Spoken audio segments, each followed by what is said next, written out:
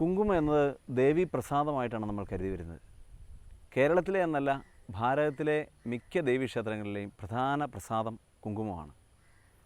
മഞ്ഞളും ചുണ്ണാമ്പും ചേർന്ന ഒരു മിശ്രിതമാണ് ഈ പ്രസാദ കുങ്കുമത്തിനായി ഉപയോഗിക്കുന്നത്. പക്ഷേ യഥാർത്ഥ കുങ്കുമം ഇതല്ല.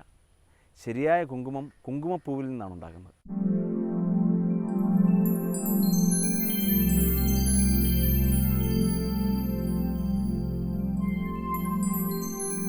കുങ്കുമത്തിൻ്റെ കിഴങ്ങും പൂവുമാണ് ഔഷധയോഗ്യമായിട്ടുള്ള ഭാഗങ്ങൾ. കുങ്കുമപ്പൂവിൻ്റെ കേസരങ്ങൾ നന്നായി അരച്ച് തേനിൽ ചാലിച്ച് ദിവസേന കഴിക്കുന്നതുകൊണ്ട് ആർത്തവരോധം മാറിക്കിട്ടുന്നു. ഇനി കുങ്കുമപ്പൂവിൻ്റെ കേസരങ്ങൾ തന്നെ പഴകിയ നെയ്യിലരച്ച് നസ്യം ചെയ്യുന്നതുകൊണ്ട് വളരെ പഴക്കം ചെന്നിട്ടുള്ള ശിരോരോഗങ്ങളും അതുപോലെ തലവേദനയുമെല്ലാം മാറുന്നതിന് വളരെയധികം ഫലപ്രദമായിട്ടുള്ള ഔഷധ പ്രയോഗമാണ്. ഇനി കുങ്കുമ കേസരങ്ങൾ തന്നെ പാലിലരച്ച് സേവിക്കുന്നതുകൊണ്ട് യകൃത് സംബന്ധമായിട്ടുള്ള രോഗങ്ങളിൽ നിന്ന് മുക്തി കിട്ടുന്നു.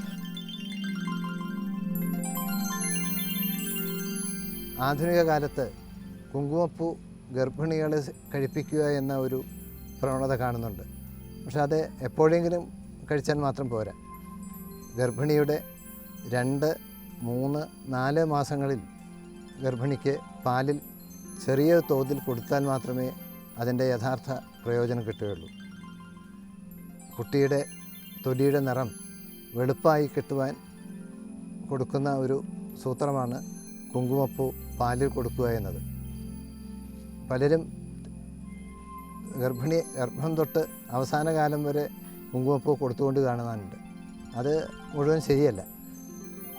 2-ാം മാസം മുതൽ 4-ാം മാസം വരെയുള്ള കാലഘട്ടത്തിലാണ് ഗർഭിണിയുടെ ഗർഭസ്ഥ ശിശുവിൻ്റെ നിറം രൂപപ്പെടുന്നത്. ആ കാലഘട്ടത്തിൽ വേണം കുങ്കുമപ്പൂ കൊടുക്കാനായിട്ട്.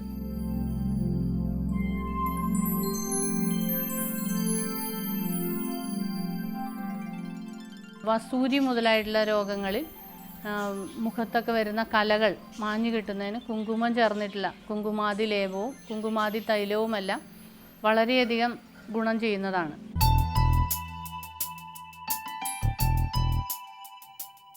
ശരീര സൗന്ദര്യത്തിന്, പ്രത്യേകിച്ച് മുഖകാന്തി വർദ്ധിപ്പിക്കുന്നതിനുള്ള ഏറ്റവും നല്ല ഔഷധമാണ് കുങ്കുമം. ചർമ്മകാന്തി വർദ്ധിപ്പിക്കുന്നതിനും നിലനിർത്തുന്നതിനും കുങ്കുമം ഉത്തമമാണ്. കുങ്കുമാതി ലേപം, കുങ്കുമാതി തൈലം തുടങ്ങിയ കുങ്കുമം ചേർത്ത ലേപനങ്ങൾ വിപണിയിൽ ലഭ്യമാണ്.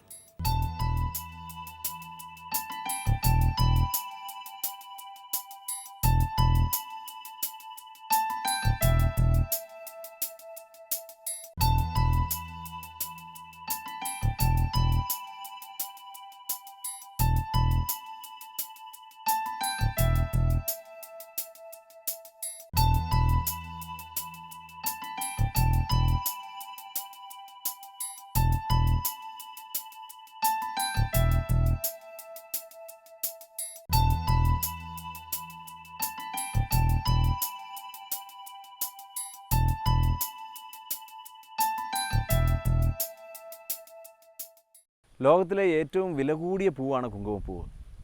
കേരളത്തിൽ ഇത് വളരുന്നില്ല. പക്ഷേ ഇറാൻ, ഫ്രാൻസ്, അഫ്ഗാനിസ്ഥാൻ തുടങ്ങിയ രാജ്യങ്ങളിൽ ഇത് കൃഷി ചെയ്യുന്നുണ്ട്. ഇന്ത്യയിൽ കാശ്മീരിൽ മാത്രമാണ് ഇത് കൃഷി ചെയ്യുന്നത്. ലോകത്തിലെ ഏറ്റവും വില കൂടിയതും ഏറ്റവും ഗുണമേന്മയുള്ളതുമായ കുങ്കുമപ്പൂവ് കാശ്മീരിൽ കിട്ടുന്ന കുങ്കുമപ്പൂവാണ്. കുങ്കുമാതി തൈലം വളരെ വില കൂടിയതും വളരെയധികം ഉപയോഗപ്രദമായ കുങ്കുമാതി തൈലം ഫേഷ്യൽ ക്രീമുകളിൽ ഉപയോഗിക്കുന്ന ഇതിന് കുങ്കുമപ്പൂ ധാരാളം ഉപയോഗിച്ച് വരുന്നു.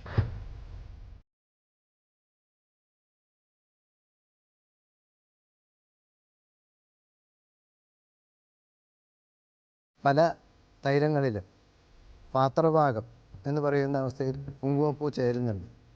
നല്ല സുഗന്ധം കിട്ടുവാനും നേർപ്പിടുത്തം കിട്ടുവാനും കുങ്കുമപ്പൂ ഉപയോഗിച്ച് വരുന്നു. വളരെ വിലപിടിപ്പുള്ള കുങ്കുമപ്പൂ ഇന്ത്യയിൽ കിട്ടുന്നത് വളരെ അപൂർവമായ വസ്തുവായി തീർന്നിരിക്കുന്നു. വിദേശത്തു നിന്നും ധാരാളം കുങ്കുമപ്പൂ വരുന്നുണ്ട്. അതിന് ഭാരിച്ച വില നൽകേണ്ട അവസ്ഥയുമുണ്ട്.